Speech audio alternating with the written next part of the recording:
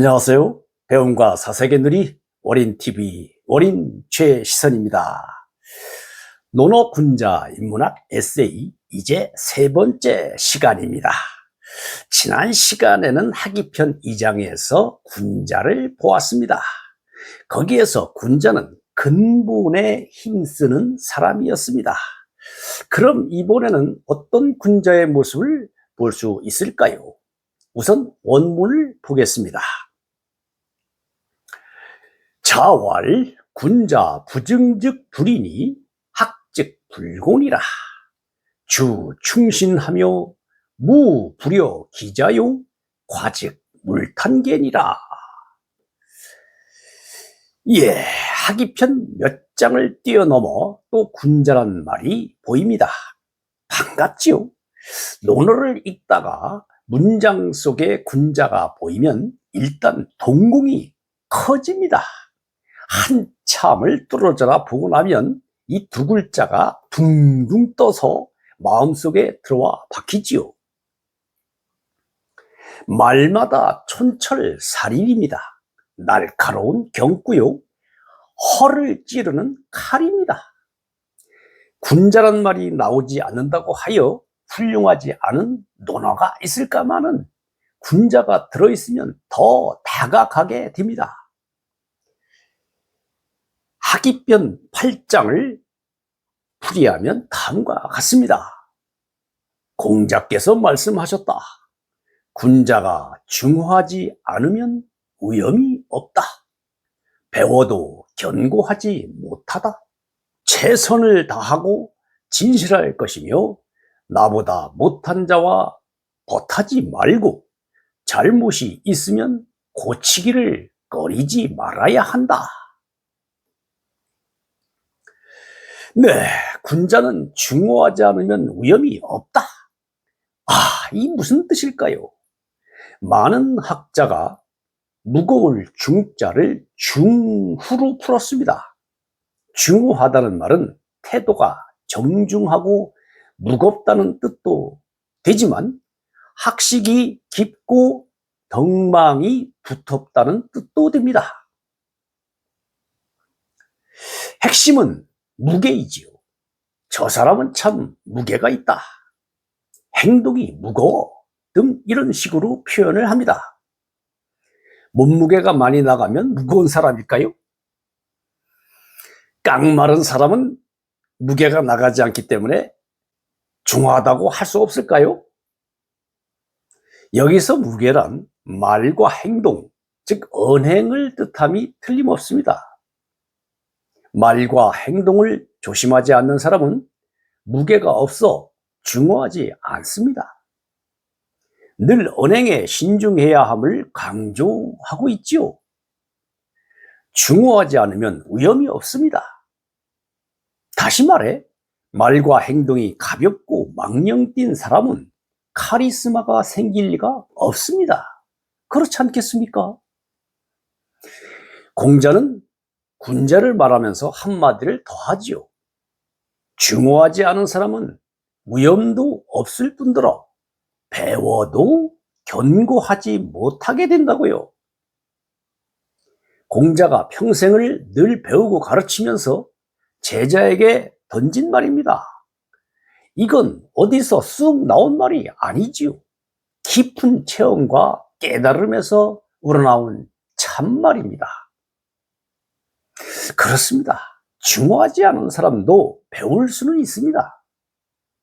그러나 그 배움은 무게가 없어 쌓이지 않고 다 새어나갈 수밖에 없습니다.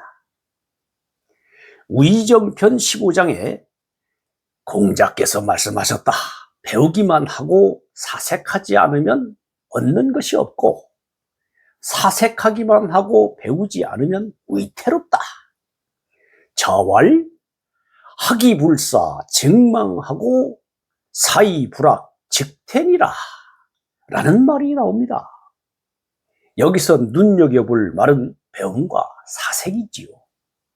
사실 제가 지금 방송하고 있는 월인TV의 부제가 배움과 사색의 누리인데요.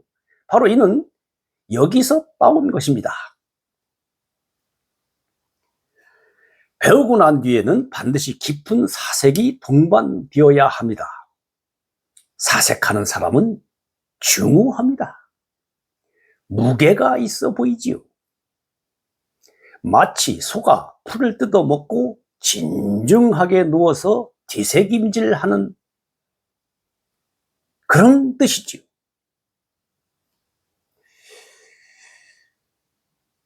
배운 바를 하나하나 곱씹으면서 사색하지 않으면 마치 그물망에 고기가 걸리지 않는 것처럼 얻는 것이 없습니다. 반대로 사색하기만 하고 배우지 않으면 독선과 아집에 빠져 오히려 위태로울 수가 있습니다. 공자는 또 이런 말을 합니다. 군자는 중후해야 할 뿐만 아니라 매사 최선을 다해야 하고 진실해야 한다. 그리고 자기보다 못한 자와는 사귀지 말라고 합니다. 와, 이게 무슨 뜻일까요?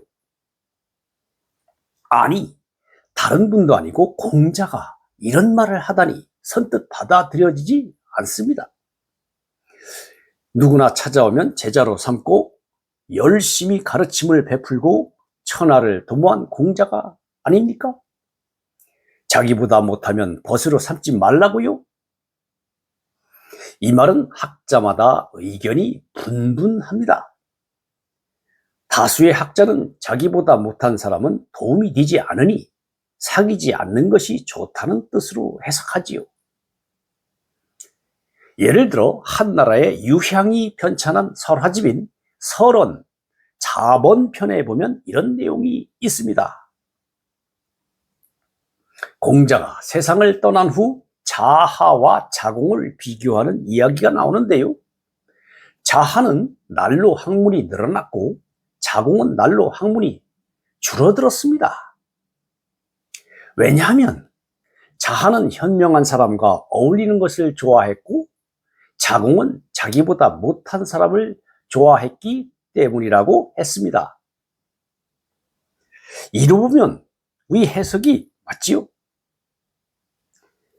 또 하나는 원문의 무불여 기자 중에 불여 기를 자기만 못한 사람이라고 보지 않고 자기의 생각과 다른 부류의 사람이라고 해석합니다.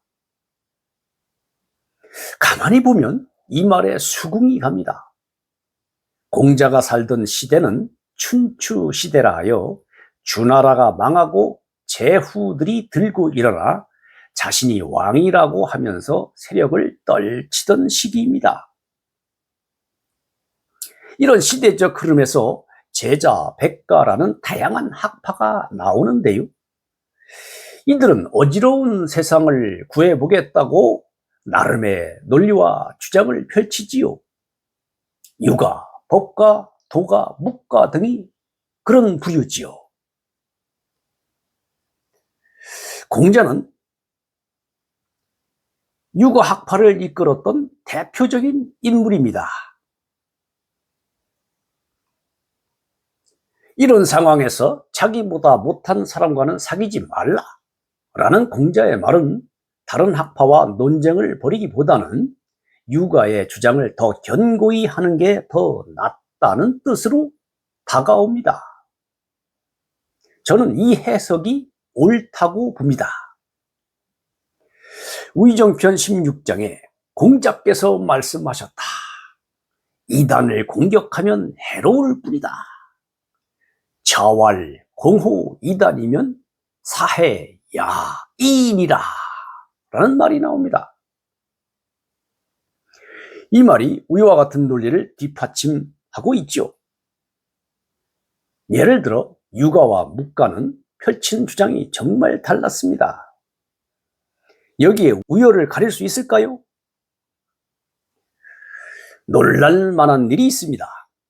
송나라 시대의 주희는 공자가 말한 공호 이단을 전공하다로 풀이했다는 사실입니다. 주희가 어떤 사람입니까? 논어를 재해석하여 성리학을 만든 인물이 아닙니까? 이 공로로 주인은 주자로 격상되었고 그의 학문은 주자학이라고 불리었지요. 더 충격적인 일은 조선이 성리학을 국시로 삼으면서 이 말은 죄화장천 억불순유의 구실이 되었다는 사실입니다. 모름지기 조선 사대부는 불교를 공부해서는 안 된다고 못을 박았지요. 정말 어처구니가 없습니다. 어찌 칠공자를 전공, 즉 공부라고 해석했을까요? 송나라 시대, 정확히 말하면 남송시대에도 불교를 억압하는 것이 급선무였기 때문입니다. 주인은 유교는 물론 불교에도 달통했던 인물입니다. 불교를 너무도 잘 알기에 유교를 내세우기 위해서는 이런 해석이 필요했을지 모릅니다. 어찌 보면 공자의 가르침을 왜곡한 거나 다름없지요.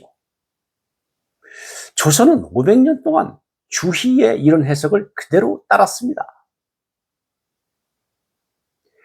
마지막으로 공자는 학이편 8장에서 군자를 말하면서 아주 멋진 말로 마무리합니다.